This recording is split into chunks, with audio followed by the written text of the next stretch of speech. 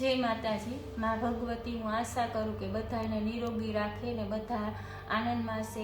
એવી જ આશા લઈને હું ટેરો કાર્ડમાં પહેલું મારું ગુજરાતની અંદર શાયદ મારું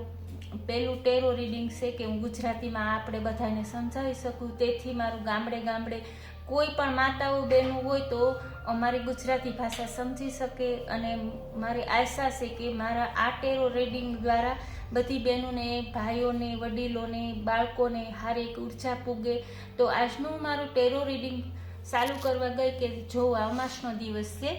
અને કોઈ પણ બાઈ છે એક તંત્ર વિદ્યા, એક તાંત્રિક ઊભો હામો તંત્ર વિદ્યા કરાવવા ગઈ, એટલે સાવધાન રહેવાની જરૂરી છે ને આ સમયમાં તો જેટલું બને એટલું કુલ દેવીના શરણમાં જવાની જરૂર છે, કેમ કે હોય એવા કોઈ પણ લોકો કે તાંત્રિકના શરણ લે અને અમને આપણે બધીને